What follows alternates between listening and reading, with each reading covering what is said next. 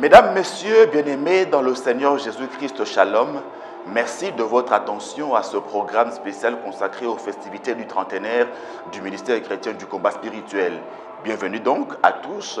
Nous sommes ici à la Cité des Triomphes où nous célébrons le Seigneur Jésus à travers la 13e Convention mondiale de la CFMC et le 5e Symposium du Centre Péniel mondial.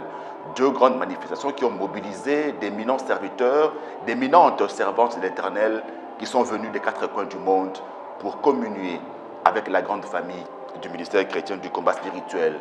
Et parmi les orateurs qui nous ont richement bénis pendant le 5e Symposium, il y en a un. Je vais d'emblée dire, jamais orateur n'a parlé comme lui pendant ce 5e Symposium. Et donc nous avons plus que le privilège, la bénédiction, oui, de recevoir sur ce plateau spécial le prophète des nations, Papa Béni Ngwa Mbina, qui est l'un des hommes des dieux les plus en vue dans son pays, le Gabon. Il est le pasteur responsable de l'église La Lumière chrétienne. Il est donc une personnalité dans son pays.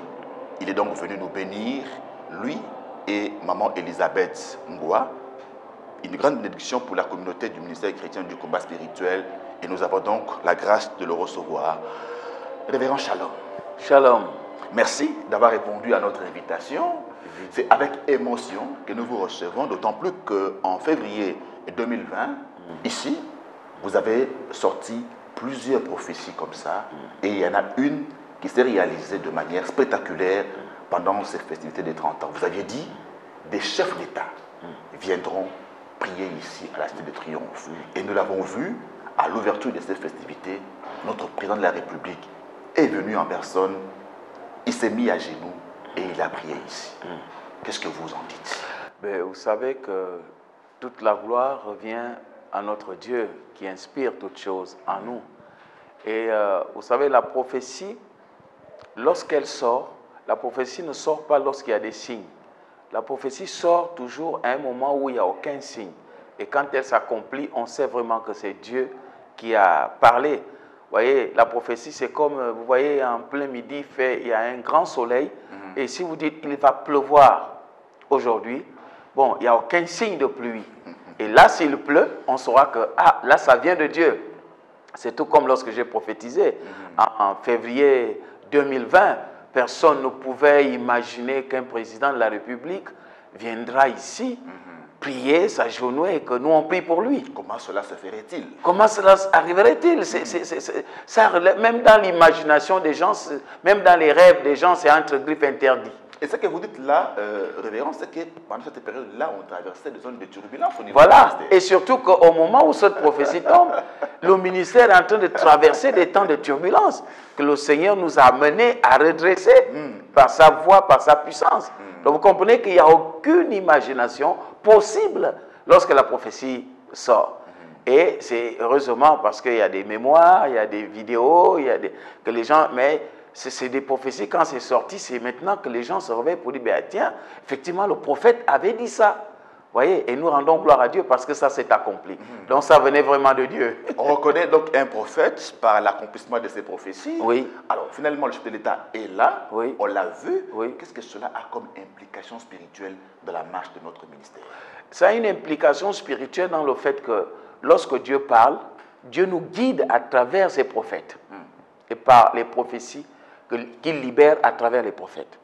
Donc, c'est des signes, on appelle ça des signes, qui montrent que nous sommes sur la bonne voie et que nous devons continuer à suivre toutes les paroles que ce même Dieu nous donne.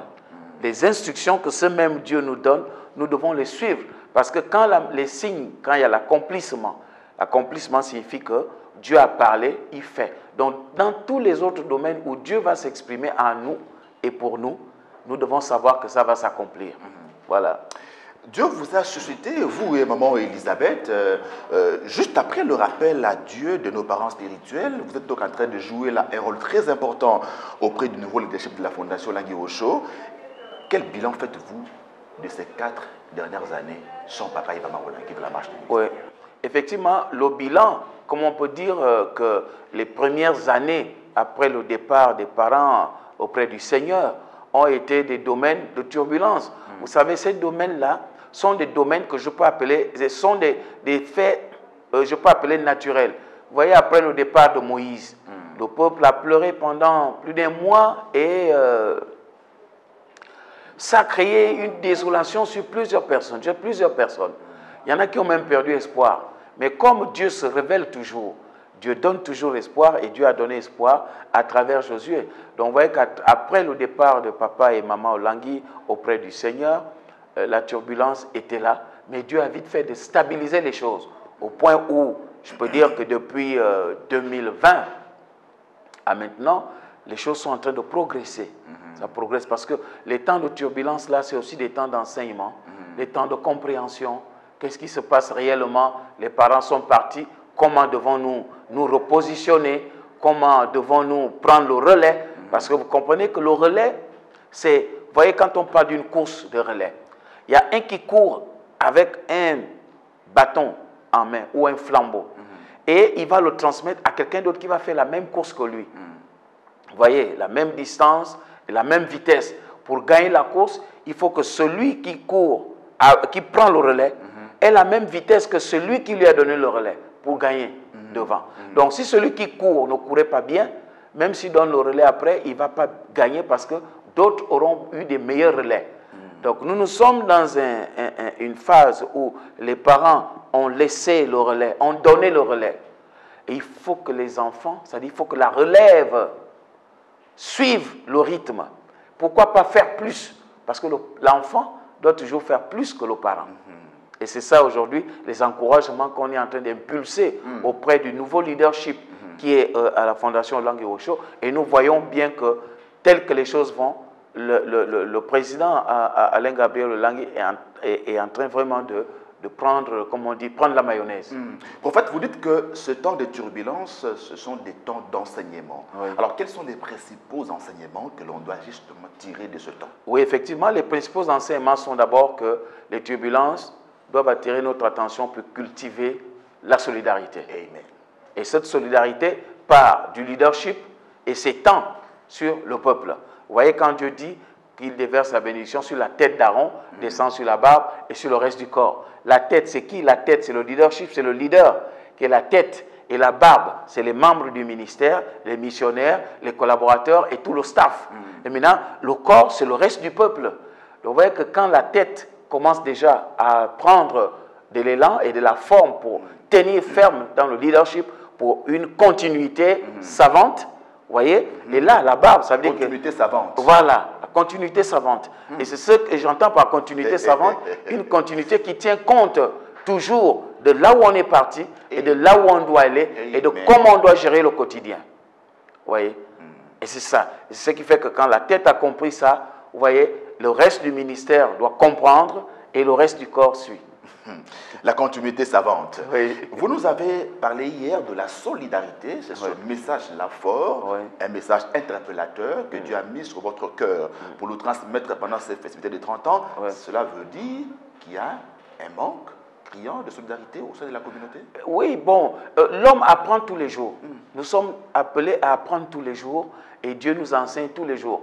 Donc quand Dieu interpelle le peuple sur la solidarité, c'est parce que, pas forcément que maintenant il y a un problème, mais Dieu peut interpeller les gens parce que demain ça peut être un problème.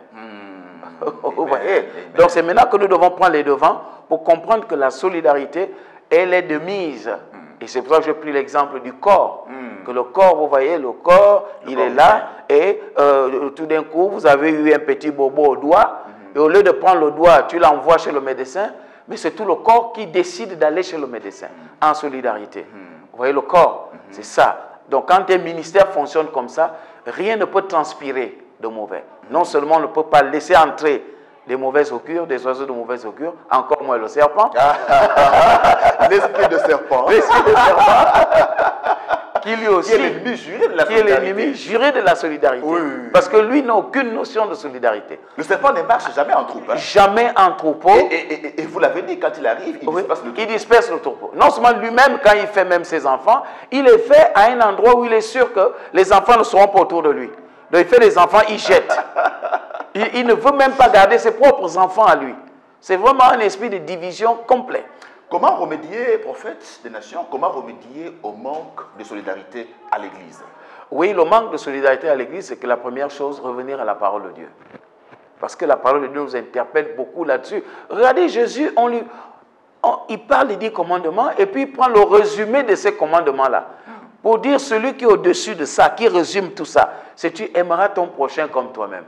Donc tu comprends que l'amour que nous dégageons pour notre prochain, c'est un amour qui attire la faveur divine et resserre nos rangs et chasse la division. Et quand la division sort, c'est quoi? C'est la solidarité. Vous voyez? Regardez l'amour que nous exprimons pour la famille Olangui. Bon, on ne les a jamais rencontrés physiquement, mais on les a connus à travers Canal CVV et l'amour s'est dégagé. Vous voyez? Donc quand les esprits des enfants de Dieu se croisent, même par interférence ou bien à distance, avec Dieu, la distance n'est pas une barrière. Quelle lecture faites-vous de l'atmosphère spirituelle qui a régné ici pendant ces festivités? Je l'ai dit hier. J'ai dit hier que le leadership, la classe dirigeante de la fondation Olangui Osho, c'est-à-dire, je l'ai dit hier au président Alain Gabriel Olangui, alors apôtre Alain Gabriel Olangui et son équipe ont fait plus que les parents pour ce 30e anniversaire. Ils ont frappé fort, parce que j'ai des images des événements passés. La seule chose qui a manqué, c'est la présence des parents. Mais sinon, lorsqu'on regarde l'organisation, ça a été au-dessus de ce que les parents ont fait. Et ça, c'est un signe pour montrer à ceux-là même qu'il faut garder maintenant la barre haut. Il faut la maintenir et aller encore plus haut, en commençant par ces festivités qui montrent déjà qu'ils ont organisé ça plus que les parents. Cela signifie que le fonctionnement du ministère doit encore aller plus fort que quand les parents étaient. Révérend Bendy Ngouambina, vous avez, pendant votre intervention, dit de très très bonnes choses. Dans cette phrase, j'espère qu'elle va rester mémorable, historique. Vous avez dit qu'il n'y a pas de ministère sans mystère. Et le mystère du ministère, c'est le message. Oui. Et vous avez martelé sur le fait que nous devons garder ce message-là. Sentez-vous donc qu'il y a un danger? Oui. Vous savez, lorsque vous avez le message, c'est quoi? C'est la vision que Dieu te donne pour le ministère. Et c'est ça le mystère. Parce que nous-mêmes, lorsqu'on suit la vision, elle est tenue par Dieu. Et Dieu dit, venez, avancez vers la vision. Vous voyez? Donc vous gardez vos yeux fixés sur la vision. Et toute distraction n'est pas permise. Parce qu'il y a toujours quelque chose à découvrir pendant qu'on suit la vision. C'est ça le mystère. Et si on s'égare, on ne peut plus atteindre les objectifs. D'où la nécessité de garder la vision. Parce que cette vision-là, c'est elle qui donne le message.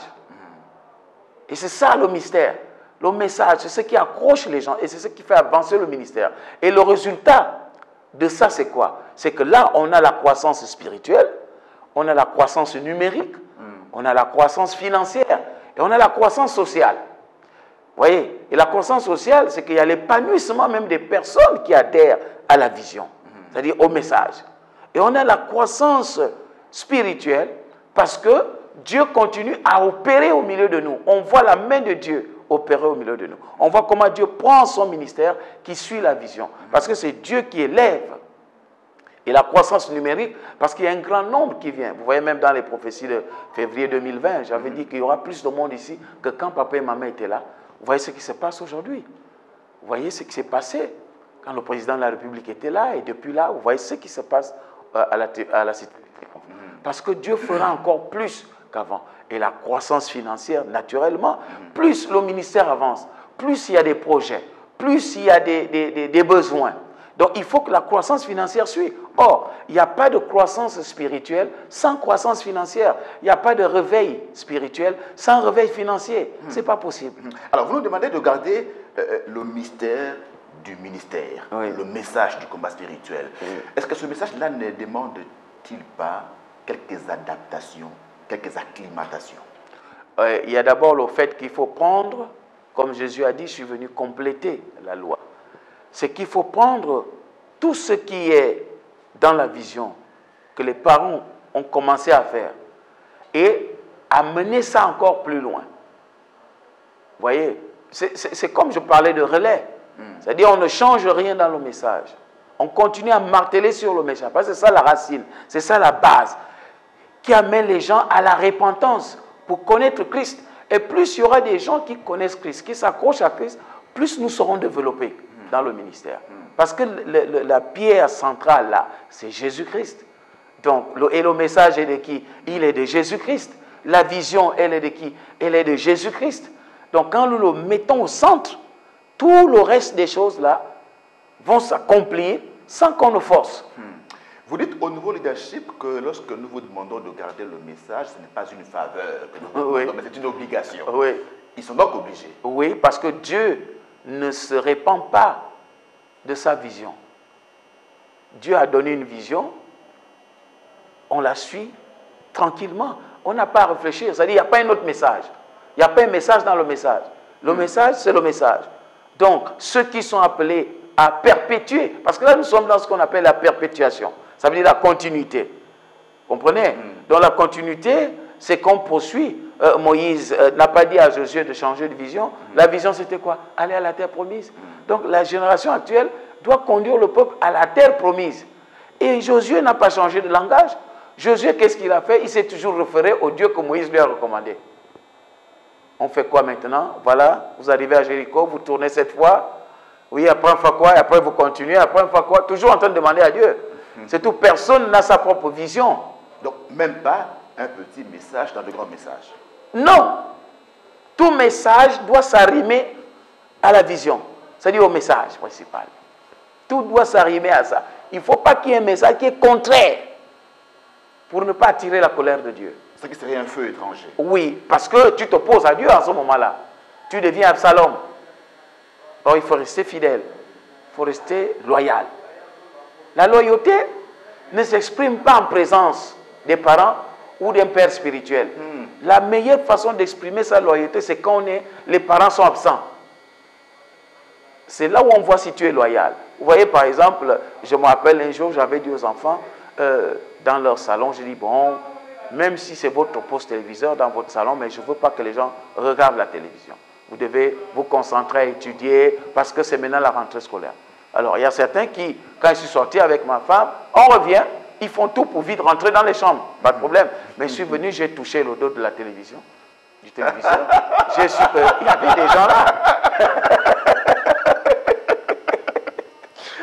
Et je les ai appelés. J'ai dit, bon, qui a regardé la télévision? Oh, vous savez, il y a un enfant dans toutes nos maisons qui s'appelle C'est pas moi.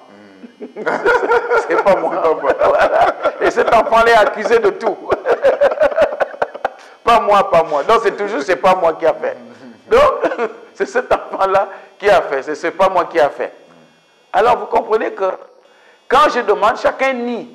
On accuse, tout le monde accuse, c'est pas moi. Et maintenant j'ai dit, mais bon, finalement, moi je sais que vous avez regardé. Maintenant, celui qui ne dit pas la vérité, tant pis pour lui. Un commence à lever le doigt. C'est-à-dire que, parce que j'ai dit, moi j'ai mis la main, ça chauffe encore. Donc il y avait quelqu'un là. Vous voyez ça? Donc la loyauté signifie que quand les parents ne sont pas là, on doit respecter, même s'il n'est pas là, on ne doit pas faire parce que papa n'est pas là. Mais on doit dire, là il y a un message. La parole a été déposée qu'on ne doit pas faire. Donc vous voyez que la loyauté c'est ça. Prophète, avec votre regard, votre perception prophétique de choses, comment voyez-vous alors le devenir de ce ministère à partir de ce trentenaire? Oui, le devenir de ce ministère est en train d'aller plus glorieusement qu'avant. Parce que, vous savez, il y a ce qu'on appelle l'impulsion. L'impulsion signifie qu'on lance quelque chose qui est appelé à se développer. Parce que l'Église ou le ministère, ce n'est pas comme la croissance d'un produit. On voit en économie, le produit a un cycle, il y a la croissance, et puis il y a la stabilité, et puis il y a le déclin. Or, dans le cas du ministère, il y a le lancement, il y a la croissance, et elle est continue. Et c'est pour cela que même dans le ministère, on ne prend pas de retraite jusqu'à ce que Dieu nous rappelle. Pourquoi? Parce que l'œuvre de Dieu n'est pas une administration ordinaire. L'œuvre de Dieu, c'est une administration céleste. Ce qui signifie que tant que Jésus n'est pas revenu, nous devons garder les mains levées comme Moïse à la montagne. Voyez? Donc le ministère est appelé à grandir encore. Le ministère est appelé à avoir encore plus de sièges à travers le monde, à connaître encore plus de monde à la Cité du Triomphe, à connaître encore plus de serviteurs de Dieu, à connaître encore plus de gloire. Vous voyez, il y a par exemple un chef d'État qui est venu, mais il y aura encore un deuxième. Il y aura une deuxième fois, une troisième fois. Donc, ce n'est pas fini. Vous voyez, on dira, bon, il y a un chef d'État qui était là à telle date, et puis à telle autre date, il y a encore eu un chef d'État. Il y a encore eu un chef d'État. Donc, ce n'est pas fini. Donc, c'est un cycle qui commence et qui doit continuer. Vous voyez, c'est comme dans une famille, lorsque vous épousez, surtout que l'Église, c'est l'épouse de Christ, ils sont appelés à procréer. Donc, tant qu'il y a du monde à sauver, le ministère aussi grandit parce que le salut continue jusqu'à ce que Jésus revienne. Prophète, l'un des temps forts de ces festivités aura été cette prière d'onction que vous avez faite sur Papa Alain Gabriel Olangui et sur son épouse. Qu'est-ce que la communauté du ministère chrétien du combat spirituel à travers le monde devra en comprendre? Oui, il y a quelque chose de très important qu'il faut comprendre. Je préfère commencer d'abord par la femme, n'est-ce pas, Ruth de Jésus, Olangui. À travers son témoignage, Dieu pouvait dire que c'est le commencement de son ministère. Pourquoi? Parce que quand vous exercez le ministère, vous allez voir dans la Bible que l'apôtre Paul témoigne toujours de ce qu'il était. Voyez? Donc le lancement, son temps est arrivé pour commencer le ministère. C'était aussi pour me prouver aux yeux du monde que je suis là, j'ai une histoire avec Christ. Alléluia. Vous voyez? J'ai une histoire avec Christ et maintenant je vais le servir. Amen. Parce que le temps est arrivé. Amen. Et l'imposition des mains, vous voyez que dans la Bible, on dit qu'après avoir jeûné et prié, ils imposèrent les mains à Paul et Barnabas et les recommandèrent au ministère. Et Dieu a dit maintenant qu'ils doivent aller accomplir le ministère auquel il les a appelés. Donc, cet acte-là, c'est un acte de solidarité pour dire que nous sommes de tout cœur avec le ministère et que vous n'êtes pas seul. Et on l'exprime à travers le leader de la fondation. Amen. Pour dire que toutes ces onctions-là, les hommes de Dieu qui sont autour, qui ont béni, en fait, on est en train de bénir le ministère du combat spirituel. Et vous voyez que c'est quelque chose qui ne date pas de maintenant. Vous allez remarquer que même Papa Olangui, hein, quand les Sorulo arrivaient, ils priaient pour lui. Tous ceux qui sont venus s'il est béni, ils ont prié pour lui. On le voit également actuellement avec, vous voyez, Pasteur Christ prie pour Béni In prie pour lui, ainsi de suite. Donc pour le ministère du combat spirituel, ce que les fidèles doivent comprendre, c'est que c'est un acte de témoignage d'une solidarité forte du corps de Christ. Alléluia. Comme je viens de prendre l'exemple, il y a un seul corps, il y a plusieurs membres. Mais pour témoigner de cette forte solidarité-là, et que vous n'êtes pas seul, et que personne n'a le droit de gâcher ce que Dieu bâtit. Vous voyez, on exprime cette forte solidarité-là. Parce que ça montre aussi qu'il a de la force et que Dieu témoigne de son investiture, témoigne, Dieu agrée. Parce que quelqu'un d'autre, ce n'est pas un fidèle qui peut le faire. Vous voyez, et même quand les parents sont partis, ils n'ont pas eu le temps de le faire. Vous voyez, ils l'ont fait sur le plan testamentaire, mais pas sur le plan spirituel. Et là maintenant, Dieu nous a touchés pour le faire. Voyez. Vous aviez planifié cela? C'est Dieu qui a inspiré cela. Dieu a inspiré qu'on doit le faire. Voyez, c'est une sorte, voilà, c'est ça. Donc c'est comme si Papa Olangui lui-même était là pour le faire. Parce que si Papa Olangui était là pour le faire, il le faisait de la part de qui? Pas de la part de Joseph Olangui, mais de la part du Seigneur à travers son serviteur, l'apôtre Joseph Olangui. Vous voyez? Donc nous le faisons aussi de la part du Seigneur à travers ses serviteurs que nous sommes. Vous voyez? Et dans la spiritualité, il arrive que lorsque le père n'est plus là, parfois l'aîné devient comme le père des plus jeunes sur le plan spirituel. Ce que nous voyons par exemple après le départ de Benson Idahosa, vous voyez que papa a dit Boye. Il est aujourd'hui comme le père spirituel de Yedepo. Pourtant, tous enfants de Benson Idahosa. Mais il est comme le père parce qu'il est l'aîné. Donc il est béni aussi comme le père. Parce que c'est l'aîné qui est l'héritier. Regardez aujourd'hui la fondation. Le fait que Alain Gabriel Olangui est l'aîné, même dans le testament, le père l'a positionné, n'est-ce pas? Et ses frères et sœurs ont reconnu qu'en tant qu'aîné biologique dans la famille, mais positionné également parce que le père l'a voulu. Amen. Voyez. Donc nous sommes en train d'accomplir la volonté de Dieu qui a inspiré cela. On va terminer par là, prophète, dans l'optique de ce que vous avez appelé la continuité savante. Je voudrais que vous puissiez adresser un message dans l'optique de la continuité savante à toute la communauté du ministère chrétien du combat spirituel. En même temps, je voudrais que vous puissiez libérer une bénédiction pour tous ceux qui nous regardent maintenant à travers une prière prophétique. Je m'adresse à toute la communauté du ministère chrétien du combat spirituel pour dire que c'est un ministère qui n'est pas une génération spontanée. C'est-à-dire que ce n'est pas né de quelqu'un qui cherchait de quoi faire dans sa vie. Non, non, non. C'est quelqu'un qui avait une vie stable, c'est-à-dire marié, mais qui avait une instabilité spirituelle et qui a rencontré Jésus sérieusement et Jésus lui a parlé et Jésus lui a donné un message. Donc, le message qui est là, ce n'est pas un message de Papa Olangui, ce n'est pas un message de Maman Olangui, c'est un message de Jésus-Christ. Donc, vous, en tant que combattants, que j'appelle aussi les Jésus-Chrétiens, n'est-ce pas, vous devez maintenir ce message-là parce que c'est ça votre bâton de pèlerin, c'est ça votre canevas, votre mode de vie, votre façon de vivre. Si vous allez hors de ce message, vous perdez votre raison de vivre. C'est ce canevas, cette vision qui est votre raison de vivre. Et gardez ce message et suivez-le. Que tu sois missionnaire, que tu sois pasteur, quel que soit ton degré, que tu sois fidèle, simple, n'est-ce pas, dans ce ministère, tu es appelé à garder la vision. Et maintenant, je libère sur vous toutes les bénédictions liées, n'est-ce pas, à votre connexion à ce ministère. Dieu continuera à vous bénir. Je vous bénis au nom tout-puissant de Jésus-Christ. Soyez bénis. Que toute personne qui me suit en ce moment, toi, quel que soit ce qui manquait dans ta vie, il te manque des enfants, il te manque le mariage, il te manque le travail, il te manque la promotion. Reçois ça maintenant au nom tout-puissant de Jésus. Dieu m'a béni pour bénir. Dieu m'a élevé pour élever. Dieu vous élève à travers moi. Si Dieu a fait de moi un grand homme politique, il fera de toi aussi un grand homme politique. Amen. Reçois l'ouverture de la vie politique au nom tout-puissant de Jésus. Si Dieu a fait de moi quelqu'un de stable, quelqu'un de prospère, reçois aussi la prospérité au nom tout-puissant de Jésus. Amen. Dieu a fait de moi un homme fécond à tous égards. Reçois la fécondité à tous égards au nom tout-puissant de Jésus. Dieu a fait de moi un homme de Dieu respectueux. Reçois l'onction. Tu veux servir Dieu puissamment. Reçois ça au nom de Jésus. Sois loyal comme je le suis. Sois loyal et Dieu te bénira. Vous avez tout reçu parce que Jésus vous a tout donné. Tout est accompli. Soyez bénis au nom tout-puissant de Jésus. I love you and shalom. Shalom, shalom, shalom. Merci beaucoup, prophète des nations. Merci. Béni Ngouambina. Merci. Nous avons été bénis. Merci. Merci. Mesdames et messieurs, merci également de votre attention soutenue. N'oublions pas ce que le prophète nous a dit.